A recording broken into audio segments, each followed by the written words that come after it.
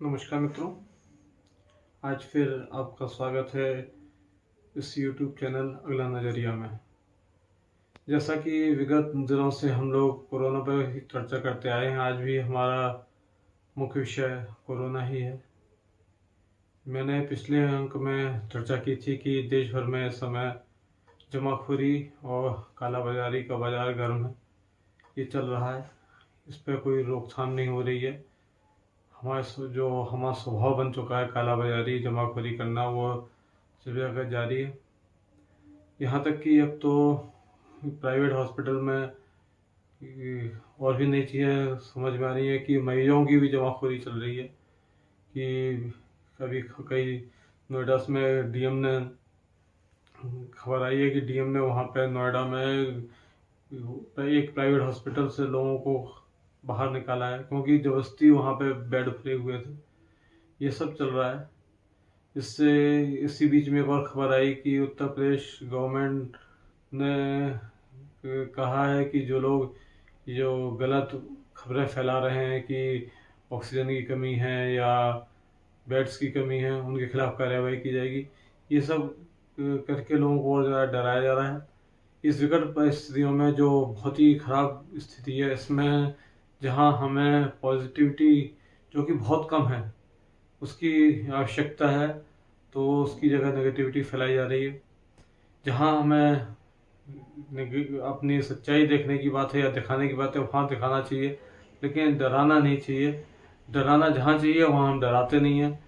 किसी भी जब अभी आज से 1 महीने पहले, 1.5 महीने पहले, जब कोरोना इतनी विकट स्थिति में नहीं था, तब मैं बिल्कुल, हमारे मीडिया हो चाहे हमारे ये बुद्धिजीवी हों, वो सब चुप्पी लगाए बैठे थे। लोगों को ये नहीं बताया थे कि अब क्या हो सकता है, कितना बुरा समय आ सकता है। अब अचानक सब नेगेटिविटी फैलाने में लग गए हैं।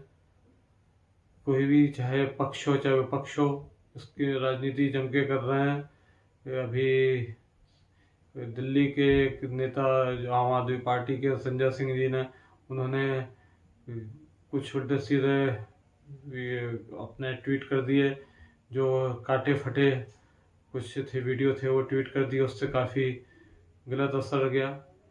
इस समय तो कम से कम ऐसा नहीं करना चाहिए। और आम आदमी पार्टी से ऐसी उम्मीद तो नहीं की जा सकती थी। वो तो एक नया एजेंडा, नए बात को लेके राजनीति में आए थे, लेकिन शायद वो इस समय सबसे ज़्यादा निराशा उनसे हो रही है। दिल्ली में जो उन्होंने मोहल्ला क्लिनिक की बात की थी, वो एक बहुत अच्छा कॉन्सेप्ट था, लेकिन आप सोचिए, दिल्ली में सब डॉक्टर, देश भर का कोई भी डॉक्टर दिल्ली में जाकर नौकरी करने को तैयार था। दिल्ली में तो बड़े इजीली मोहल्ला क्लिनिक जैसी संस्थाएं चलाई जा सकती हैं। दिक्कत तो थी कि ये डॉक्टर किसी तरह गांव में जाएं, छोटी जगहों में जाएं जहां पे वास्तव में ज़रूरत है। लेकिन वहाँ के लिए कोई ऐसी चीज़ सरकार बनाए भी तो डॉक्टर्स लोग गांव में जाने को तैयार नहीं होते। आज तो स्थिति ये है कि चाहे दिल्ली हो चाहे गांव हो, इस कोरोना की वजह से डॉक्टर्स की ज़िंदगी बहुत परेशान है। डॉक्टर्स के संग में बहुत मिसबिहेव किया जा रहा है, जिस पर रोक होनी चाहिए। इस बीच में एक खबर अंतर्राष्ट्रीय स्तर से आई थी कि अमेरिका ने कोरोना के लिए भारत की मदद करने के लिए फैसला लिया है। कुछ उसके पहले 2-3 दिन पहले कुछ अफवाहें, कुछ खबरें आई थी कि अमेरिका बहुत भारत के संग गलत कर रहा है। ये अफवाह नहीं कि इसमें कुछ सच्चाई थी कि कुछ दवाइयों से संबंधित कुछ एक्सपोर्ट इंडिया को नहीं करेगा। लेकिन आज बिडेन ने खुद सामने आके ये वाली बात कही नहीं, ऐसा कुछ नहीं है। इसमें लोग कह रहे हैं कि हमारे एनएसए डोभाल का योग है।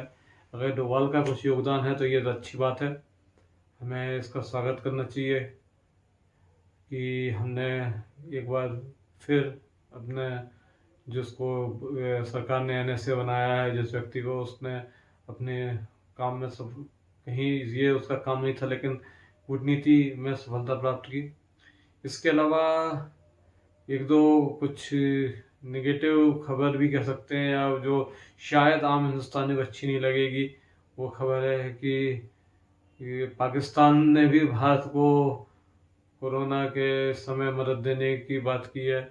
अब उसने बोला मदद तो देंगे, लेकिन क्या मदद दे, एम्बुलेंस देने की बात की, क्या हमारे यहाँ एम्बुलेंस की कमी है? उसने एक जरूर नब्ज पकड़ी, सिलेंडर देने की, ऑक्सीजन सिलेंडर देने की बात की। तो ऑक्सीजन सिलेंडर वो दे सकते हैं क्योंकि शायद उनका जमाखोरी नहीं है, हमारे यहाँ ज़बरदस्त जमाखोरी है। तो ये चीज़ है। इसके अलावा एक दूसरी पॉजिटिव खबर ये है कि बहुत दिनों के बाद इस बार पिछले 24 घंटे में महाराष्ट्र में 50,000 से कम नए कोरोना पीड़ित आए हैं। ये एक अच्छी खबर है क्योंकि लगातार महाराष्ट्र में बहुत बुरी स्थिति थी। ऐसा महसूस हो रहा है कि महाराष्ट्र में कुछ रोकथाम हुई है, उसका कारण एक लॉकडाउन ही है। और ये लॉकडाउन बहुत आवश्यक है, सरकार लगाए या ना लगाए, हम आम आदमियों को चाहिए कि ये लॉकडाउन लगा के रखें। यूपी में भी पिछले 3 दिन से लगातार ये पीड़ितों में कमी आ रही है, केरल में भी कमी आई है, लेकिन अन्य राज्यों में बढ़ेगा कि हमने ये देखने में आया कि बंगाल में बढ़ रहे हैं। बंगाल में मुझे लग भी रहा था कि बढ़ेंगे क्योंकि चुनाव के बाद वहाँ पे धीमे धीमे बढ़ने की संभावना थी। यूपी में यदि नहीं बढ़ते हैं ये सुखद आश्चर्य होगा, क्योंकि मुझे नहीं लग रहा था कि यूपी में स्थिरता आएगी, क्योंकि यूपी की आबादी बहुत ज़्यादा है। और मुझे तो ये तक डर लग रहा था कि शायद यूपी में प्रतिदिन नए कोरोना पीड़ितों की संख्या कुछ लाख में ना आने लगे, लेकिन अभी तो इस पर कंट्रोल है, आगे देखते हैं क्या होता है। लेकिन सबसे ज़रूरी है कि हम अपनी पॉजिटिविटी बनाए रखें, ज़बरदस्ती में गलत दवाइयों का सेवन ना करें। रेमडेसिविर जिस इंजेक्शन के ऊपर बात हो रही है, अगर आप उसके विकीपीडिया पे जाके देखें, मैं कोई एक्सपर्ट नहीं हूँ, लेकिन इतना तो जानता हूँ कि रेमडेसिविर फालतू में नहीं लेना चाहिए, कोई भी दवाई फालतू में नहीं लेनी चाहिए। अगर प्रॉपर चेकिंग के बाद आपको किसी को रेमडेसिविर की ज़रूरत हो तब ले, नहीं तो फालतू में इसको ना ले। क्योंकि अगर विकीपीडिया पे देखेंगे तो इसका सबसे बड़ा एडवर्स इफेक्ट आपके श्वसन तंत्र पे, रेस्पिरेटरी सिस्टम पे ही पड़ता है, और उसकी वजह से ही अधिकांश परेशानी कोरोना में हो रही है। देखिए, ऑक्सीजन की कमी, फिर उसके बाद सांस लेने में परेशानी, ये सब कोरोना के प्रमुख लक्षण हैं। तो ये बहुत ज़रूरी है कि हम दवाइयाँ सोच समझ के और असली सही डॉक्टर से सलाह लेकर ही लें, और अपने शरीर के कंडीशन के हिसाब से ही दवाइयाँ ली जाएं।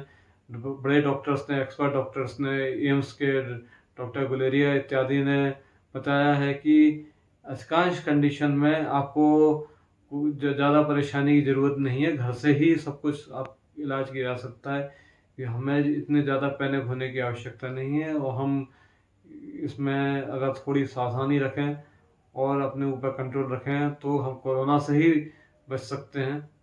फालतू में घर से बाहर ना निकलें, जो अगर निकलना पड़े तो मास्क का बहुत ढंग से उपयोग करें। मैं फिर से कहता हूँ, अपने हर प्रोग्राम में कहता हूँ कि मास्क लगाने का मतलब अपनी गर्दन या अपनी ठुड्डी ढकना नहीं, अपना कंप्लीट नाक और मुंह दोनों को ढकना है।